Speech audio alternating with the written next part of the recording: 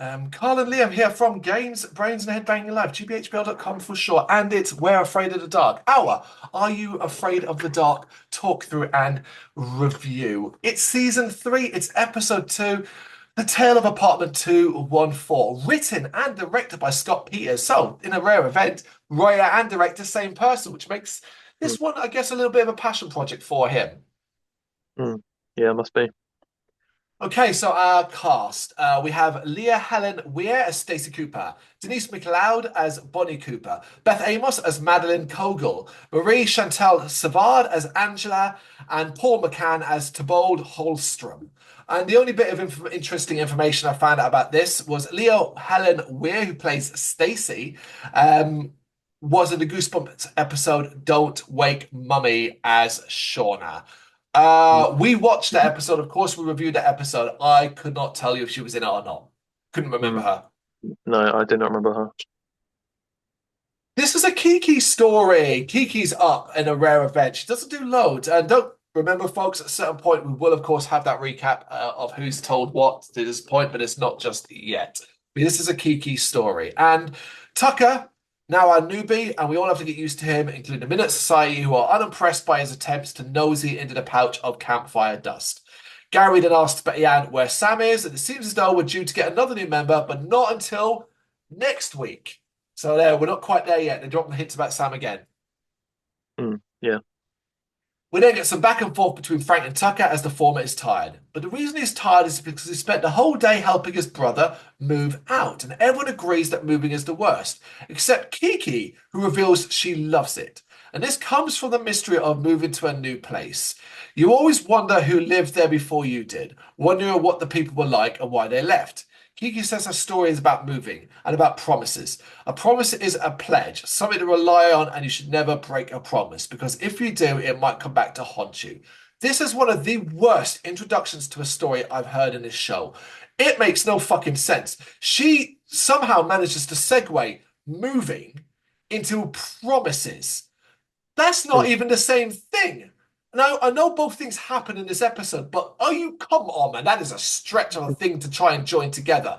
But also, nobody moves and goes, oh, God, I wonder who lived here before. Because you know who lived there before, chances are, in most circumstances. But also, you don't get that deep into it because the last thing we want to do is think about who lived there before. Oh, I wonder why they moved out. I don't know, maybe because they shit up all the walls or they buried dead bodies under the thing. You don't think about it too much. Yeah, I don't think you'd get invited back to the Midnight Society if that with that kind of commentary on a person's introduction. It's the segue more than anything else. Because I'm like, okay, she's stretching it about the moving. Wait, she's talking about promises now? When did that come into it? Yeah. Okay, submit for the approval of the Midnight Society. This is wait. Tucker played a prank and the dust pouch is empty. Gary snapping at him and Tucker hands Kiki a Ziploc bag that contains the dust. And we now get the introduction that this is the tale of apartment 214. While I'm not a big fan of the idea of Tucker's going to be playing pranks around the camp, I did appreciate the breaking up of the normal flow of how this Yeah, works. yeah, definitely. Okay, so this is set in an apartment block called Courtine Apartments, where a young girl named Stacey Cooper is moving in with her mother, Bonnie Cooper. Stacey's parents have separated, and her mother has taken her and rented a small apartment 2 and 3 as that is all she can afford. So an interesting setup there, choosing to do a sort of separation thing. Mm. Yeah, different. And quickly, we get our first sign of spookiness, and that comes from when she and her mother are heading out to the car, and the door to apartment 214 slowly opens, but nothing can be heard coming from inside.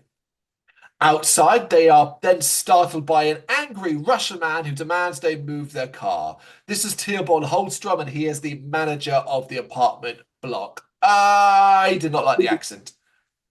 You like the accent? No, because it's clearly not a Russian man. That's No. true. Stacy goes to get a brush to clean up some broken glass, and again the door to 214 opens slightly, but no one appears to be there. When Stacy goes inside her apartment, the door to 214 closes. So someone's in there, clearly opening and shutting the door, interested in what's going on outside. Mm. That night, Stacy is sitting on her deck reading. Some noise disturbs her, and she notices light coming from apartment 214 through the blinds, which are then abruptly shut. All of this has obviously piqued her curiosity, and she heads inside where her mother is asleep on the couch. Then a knock on her door gets the attention Of course, when she looks through the spy hole, no one is there, so she goes to see who it is. However, Mm. someone is humming down the hallway, so Stacy then goes to see who what that is. She follows the sound down the hallway and it leads to apartment 214 with the door being slightly open again. As she gets closer, the classic hand on the shoulder scare happens, but it's just her mother. And after a brief chat, they go back to her apartment and we see the door to 214 closes. I loved all of this build. I love this. This is classic ghost shit for me. The idea of something mysterious in an apartment, suggesting that someone wants to get her in there, but doing it in subtle, safe ways. And then to sort of cap off this period where we move through day to night and we have that kind of ambience of the quiet nighttime. To then do the classic hand on the shoulder scare. I mean, it's a classic for a reason. Yeah, I found the opening scenes of this episode a bit slow. I thought it was a bit slow to start, but I do see the argument for it's building the intrigue and stuff. And actually, I thought the soundtrack was really strong throughout this episode of really building up the tension. But yeah, I found it a little bit slow to start. It is. I actually do agree with you in that. It is slow in a rare thing for this show because ultimately we don't have the time to sort of hang Mhm. around. But I think and I think that is a problem later on where they kind of rush through things. But it definitely feels like they're like, okay, we want to do like a almost like a feature film slow build here, and they just don't have the time. Yeah, because it gets to like the halfway point and it's like things have got to start happening now. They like have to Yeah, 'cause you're running out of time, like literally. I agree. The next day, and still curious, Stacy tries to look into 214 through the peephole and then puts her ear to the door. A young girl interrupts her and introduces herself as Anja, who lives in apartment 212. Stacy presses Angela for information on 214, but Angela doesn't think anyone lives there. They consider hanging out together, and Stacy is glad that she might have found a friend who's a younger person that lives there. Okay, I don't know about you, but like, I guess you would know. You were more likely to be familiar with this episode already. I don't remember ever seeing this episode, so I was at this point going, I was basically trying to guess everything. And as soon as I saw Angela, I was like, she's dead. She's a dead girl. She's dead. I'm wrong. Yeah, I mean, there are certain moments like I don't always immediately remember exactly where these episodes are going to be going, but then there are certain points when certain things start happening that yeah, I didn't know where it was going to be going. So yeah, So it's a bit of a recurring theme, and I mention it now, but most of season three of what I've watched up to this point, I don't think I've ever saw. no way. I recognize not a single thing, and we as it is, so we're recording these in batches. We are doing episode two now, but I've seen all the way up to episode five. Um, I don't remember seeing any of these, like not even know any familiarity. So basically, I don't think I ever have. Oh well, that's really. I mean, that lucky you. That's cool. Right? Yeah. The days go by and Stacy and her mother are getting used to the new home. That is until Stacy sees an elderly woman quickly exiting the door from the deck of apartment 204. Now knowing that someone does apparently live there, Stacy knocks on the door and eventually gets an answer, meeting an elderly woman who invites her in for tea. Stacy goes into 214 and the elderly woman introduces herself as Madeline Kogel. Admiring the artwork on the wall, Stacy finds out that Madeline was an artist and she painted. There's one painting depicting a family, which gets Stacy's attention, and Madeline reveals it is a painting of her nephew Frank and his family. She lived with them, and Frank promised Madeline that she would always be with them. However, as she got older and needed more care, Frank got tired of looking after her and asked her to leave. What the fuck, Frank? Yeah, rightfully, Stacy is shocked, and the pair bond over having lost everyone when they moved to this apartment block. They agree to be friends, and over the next few weeks, spend more and more time together. Stacy has a friend, and Madeline isn't lonely anymore. I like a lot of these scenes as well, and but like sort of setting it up. We know that something's not right about Madeline and stuff like that, but it's not quite clear what that is. And the way it's kind of done in a montage of them sort of hanging out together, I thought it was believable. I liked it, yeah, and as you said, the setup is good, and even though you unfortunately do know this is a horror-based show, so it does get your mind racing, kind of thinking like where this could be going, like how's this going to turn sinister. So yeah, it's effective in that way. Agreed. So after that short montage, we cut to Madeline, asking Stacey to come over the next day as it's a very important day and she doesn't like to be alone. Listen, I was invested at this point, and I actually was Mm. like, oh my God, what that is. And I had an inkling what I thought it might be and where we were going with the story. But you know, it's one of those inklings where you're looking forward to being proven right. Yeah, definitely. Stacey promises that she will be there, and Madeline promises her a surprise. The next day, just as Stacey is about to make good on her promise to visit Madeline, Angela comes along and has extra tickets to see the Battle of the Bands concerts. Right. This, I laughed. This is the funniest part of the episode as far as I'm concerned. Because Angela invites her to go with her, and Stacey initially refuses, because, I'm supposed to see Madeline, but also desperate to make friends with people her own age. She ends up agreeing to go. And as she gets in the car with Angela, we see Madeline watching her from a window. What's fucking funny about this is the way basically they don't want to say any bands names or anything like that. They didn't even bother to make anyone up. So it's just the Battle of the Bands concert. And all Mhm. I kept seeing was the sort of like the finale of School of Rock, where apparently all these people are turning up during the day on a weekday for a Mhm. random Battle of the Bands. And apparently all these people are turning up to see. And I go to gigs a lot. And I'm telling you, that many people aren't turning up for a couple of bands doing a battle in a weekday midday. You'll be lucky if the bands themselves are there. I've honestly never thought about that, but now you point it out, yeah, that is definitely not one of the most unrealistic parts of that movie, for It is sure. fucking brilliant. Yeah, I mean, because obviously people are getting nostalgia and crazy about School of Rock, but yeah, that ending is still one of the most absurd twists to a film I've ever seen. And I remember sitting there watching it with my wife and just being like, "This is insane! This is nonsense! Forget the fact that all these kids are super talented and Jack Black hasn't already been arrested. It's a weekday, and all these people have turned up to watch a couple of kids play." Yeah. Anyway. That night, Stacey returns home and hears Madeline crying in her apartment. Worried, she goes inside where it's all dark and Madeline is crying in the shadows. As Stacey approaches her, lightning flashes, revealing an irate Madeline who shouts at Stacey, "Why did you break your promise?" Now, a few days before we recorded this, you and I were on a headset playing some Call of Duty.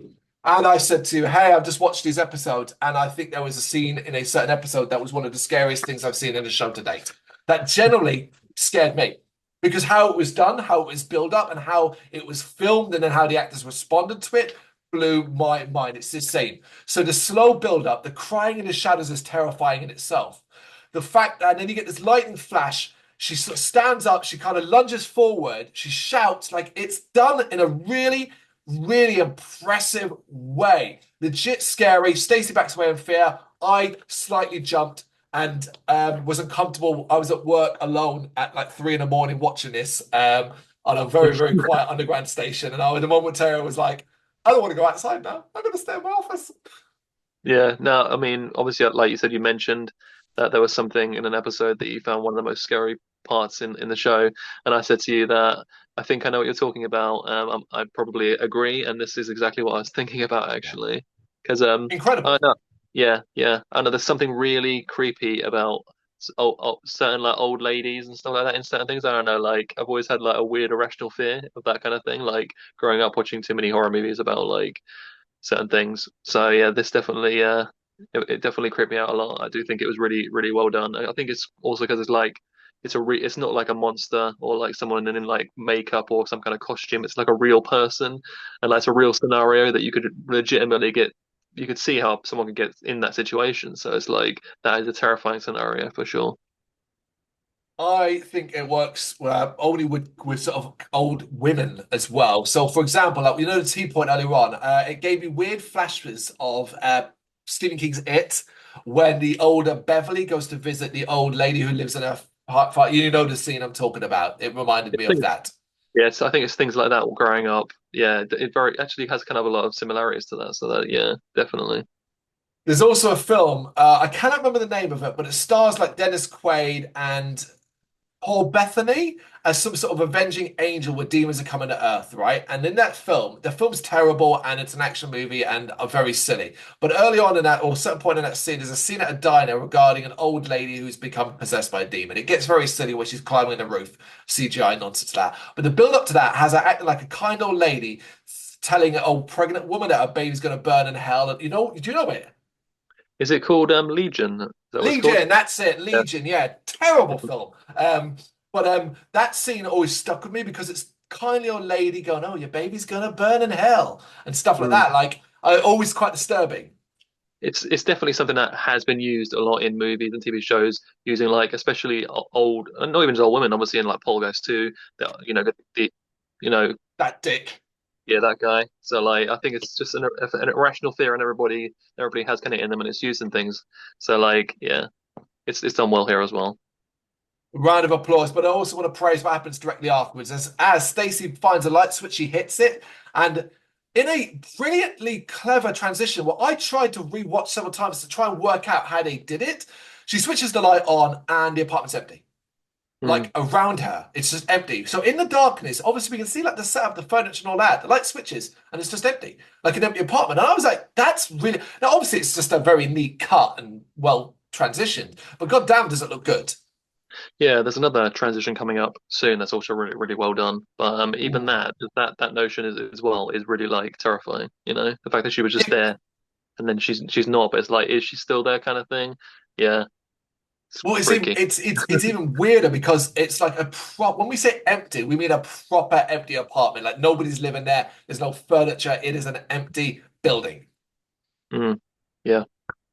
Rightfully panicking, Stacey tries to leave, but the door is stuck. Banging for help, the manager ends up coming and opening the door, demanding to know what she is doing inside. No answer, as Stacey just runs home, which explains to her mother about Madeline. But her mother, in the most, this is, see, as great as this episode is, there are moments like this, where her mother just goes, "Oh, she probably moved away." Really, that is some levels of that is some Nightmare on Elm Street Part Two levels of parental ignorance. Like my bar is Clue Gallagher in Nightmare on Elm Street 2, where basically after the bird blows up, he turns and accuses his son of sticking a firecracker up the bird's butt to try and explain away the whole Freddy nonsense that's going on. That's how far he goes to not believe his own son over the incidents occurring in his home. It's my bar of parental ignorance. This one is going to be up there now. She just moved on. What, you didn't notice? You didn't come and say goodbye? Look, come on. Yeah, yeah.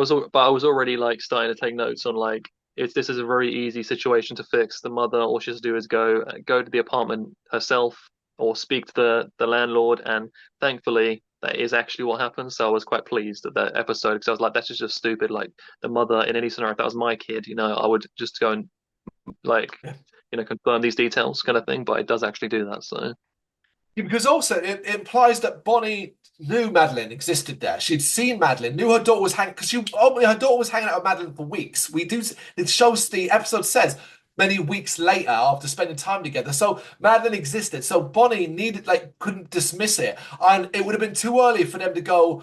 Oh, she couldn't be like, oh, because she couldn't work out. You couldn't have Bonnie go, what? Nobody lived there. Because where the hell's your daughter been every freaking day for the last couple of weeks? my thoughts exactly. So yeah, the next day they both go to the building manager and ask about Madeline and 214, but he tells them that no one has lived there for years. How odd. Regardless, life goes on because apparently that was just forgotten about. But I guess they were kind of stuck. So life goes on, and over a longer period of time, Stacey and Angela became good friends, and Madeline began to fade from memory.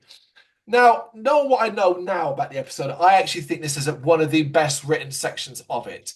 Mm, Because to me, it's a good example of what tends to happen with people in life anyway, but also from a grief perspective. Now, I'm going to reveal it here, but obviously you probably already guessed it, that Madeline is dead. She has been dead a long time. She's a ghost.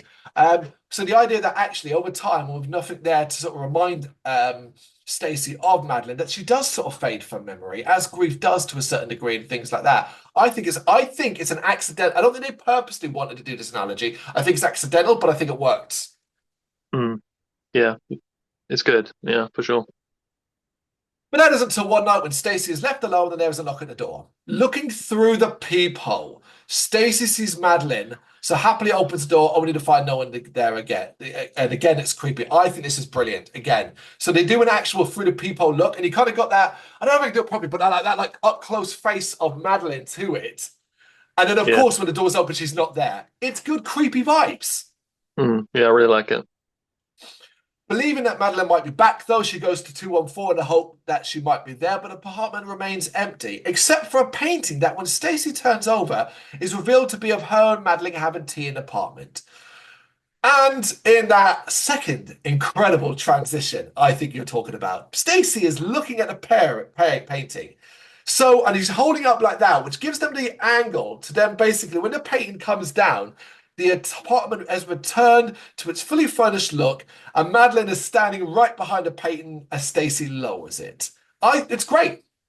It's brilliant, yeah. And again, it might just be my irrational fear of creepy old people, but going back to that apartment, and there's this really eerie soundtrack playing throughout that again I thought to highlight is really effective.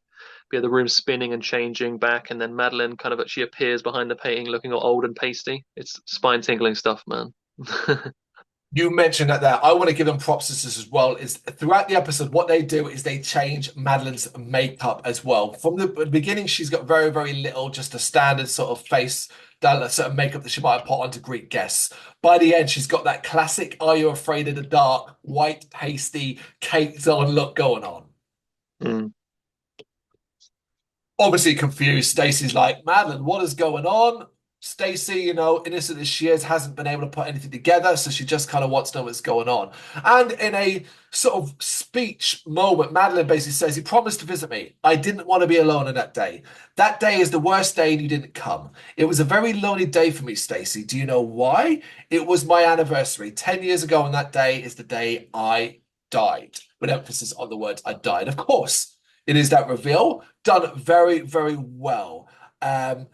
But you think, okay, where are we going from here? Well, Stacey runs back home, but Madeline isn't letting this go and seems determined now to haunt Stacey. And she's extremely frightened. She ends up running to Angela's apartment, but there's no answer as all the lights go down out in the hall. And then you get that almost like slows the episode down momentarily to do a classic scare as someone is coming down the hall and it's, oh, is it going to be Madeline? But it's only the building manager.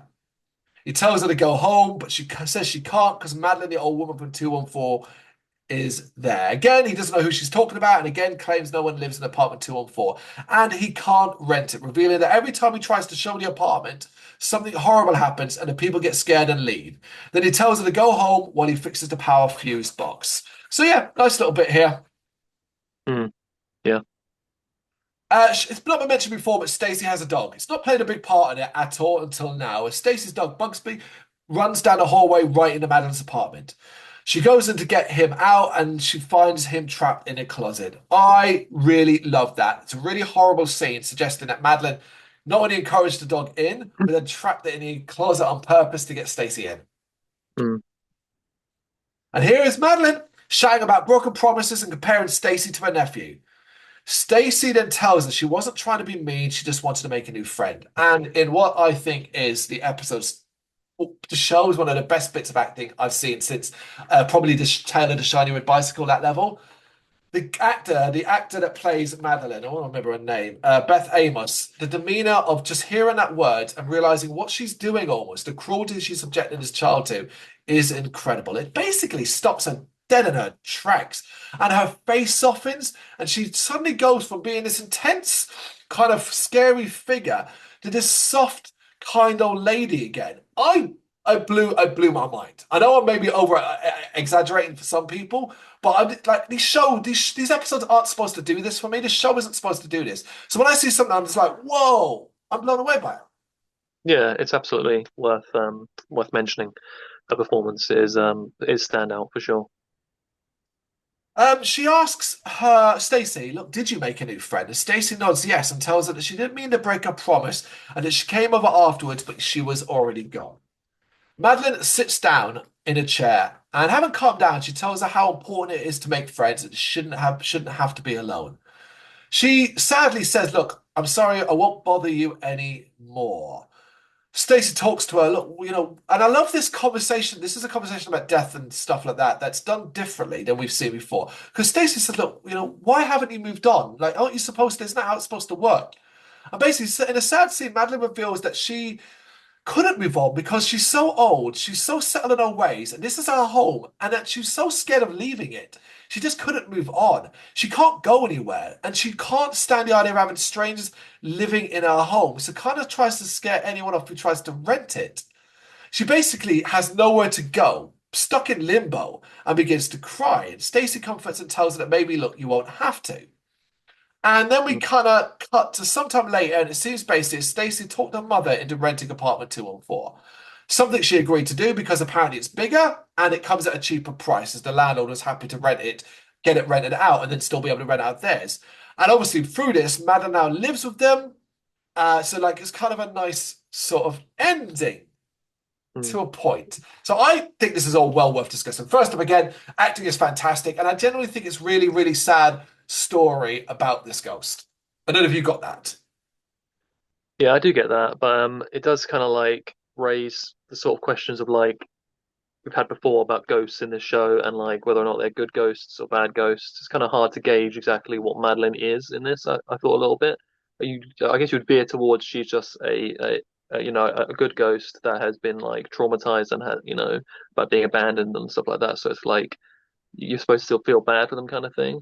But I don't know. It's her actions otherwise throughout the episode is kind of like up in the air how you're supposed to feel for Madeline. So yeah, I wasn't too sure. How do you feel about it? I think you kind of nailed it there. I think this is really interesting because this is one of the more conflicting aspects of a ghost story that I've seen in a way. In that the episode suggests to me, hey, like feel bad for her, isn't it emotional and stuff like that? But throughout it, it's also gone also terrifying spectre who can Yeah, literally haunt you and make your life a living hell, and has done that to people who have attempted to rent this apartment. Like all of this is a really interesting balancing act, and I think it actually. I choose maybe to take it from a more horror perspective because even after it's all like Madeline living and revealed, I wrote in my notes, this is nice, but this is weird. But not only mm, that, this is going to be a problem long term mm. because Stacey will not spend the rest of her life in this apartment. What happens when she grows old enough? What happens when she goes out? What happens when she meets a partner? What happens when she has children? What happens when that apartment becomes Madeline is just going to be there forever? Damn, man, that makes me really, really want like a sequel where she's grown up, and maybe she's had her own kids, and but she still has to come back and see Madeline and the little like things that happen there, and Madeline becomes more disgruntled as maybe a time comes up where she isn't able to come and she misses like one of their dates together and like loses it again and that kind of thing. But like you said, I think the episode kind of does a little bit of a bit of a disservice. Wasn't really a fan of the ending to be honest because I thought it just left it too up in the air kind of thing, and it could have made it seem more clear that Madeline wasn't had some kind of hold over Stacey. That she couldn't not leave her maybe, or like she had to come keep seeing her. But they made it just seem basically that Stacey has chosen to continue to see Madeline just because she feels sorry for her and whatnot. But like you said, that does raise lots of questions going forward of what would happen on the next occasion where she maybe doesn't come because she's not feeling well or anything. But yeah, but it doesn't really like. I guess it's interesting that it leaves you with your own kind of like conclude it how you want to kind of thing. That's different. It is different. I am actually a fan of this one being left open for interpretation. And if you so choose, you can take this from a very happy, positive point of view. Because with Kiki's last words, clearly that's what she wants. Because Kiki says that when Stacey and her mom moved in apartment 214, Stacey made up for a broken promise because Madeline wasn't going to be alone anymore. And it's kind of like everybody smiles. So they clearly want to take it from a more positive angle, which I get, because this is openly a young adult, teenager, childhood show. But I, being a 40-year-old fool, went, nah, man, I'm going to take this dark in my head. And I've chosen to see it from a genuinely terrifying angle of where you have this avenging spectre who has this hold, not just over Stacey, but over this family. And that when Stacey has children herself, Madeline almost sees ownership of them and stuff like that. Like, that's what I'm going from. Yeah, also because they established that Madeline has some kind of ability to cause, sort of illusionary type things to happen to Stacey. So they could have done something where like Stacey maybe even thinks she's left or something. I don't know, but she's still like stuck there with Madeline. I don't know. I feel like with these kind of, I just come to expect that, I guess, from Eye of the Dark and Goosebumps to have that kind of little thing at the end where it adds that little creep factor at the end. But this just doesn't really have that, so it's a little bit disappointing in the end, I think. Have you? Oh, well, I know you have. So I'm doing hype. I'm doing it sort of like in a way that's. But have you ever seen the J horror movie Dark Water? I have indeed, and yeah, I At the think end, yeah, the very, very end, when the daughter returns to the apartment to see her mother, and you get that figure in the background, right? That is yes, what I'm thinking. that's exactly. I want something like that to like really hit home the creep factor because I thought it did such a good job at other points in the episode of building that, and this just kind of leaves it a bit like, kind of a bit of a night. I mean, you can interpret it in whatever you want, but I think truthfully, the episode does kind of portray it in a manner that Stacey just is just kind of like a nice ending, happy Yeah. ending kind of thing, which is just disappointing because I don't like the good ghost thing. I don't think Madeline and her actions necessarily have earned that, you know. You can't be getting like that about broken promises. I agree. It is ultimately the flaw in the episode, and it does take it down a notch. I would have called this one of the best episodes we've seen, and from a horror perspective, if it wasn't, if the ending had been a bit more sure-footed about the horror side of things. Regardless of that, though, this is a fantastic one, and I've recommended watch as far as I'm concerned, particularly if you're looking for something with a few more frights, a deeper and darker story, and actually delivering on them. You may not find the scenes that we've discussed here as frightening or as impressive as we have, of course, but for the quality of this show and compared to what we got in episode 1, like this is the shit I'm here for. Yeah, I mean, it's always nice to enjoy these episodes and these shows where they have like that sort of aspect of like grandeur with like the effects and like that kind of thing. But like sometimes it's nice to just take it back to a grounded level, do something a bit more simplistic. And this has that sort of traditional ghost story feel to it, which I do really enjoy. And I do think it does nail a lot of the things we've touched upon, like a lot of really good stuff. So it's rated quite highly in my mind, regardless of like a somewhat disappointing ending. Yeah, same. There we go. That is episode 2, The Tale of Apartment 214 of season 3 of Are You Afraid of the Dark? What's your thoughts on this? Do share a lot of our opinions here. I'd be really interested to know. Let us know what you think in the comments. Thank you very much for watching. If you'd like to see more content like this, please consider hitting the subscribe button. It is gratefully appreciated.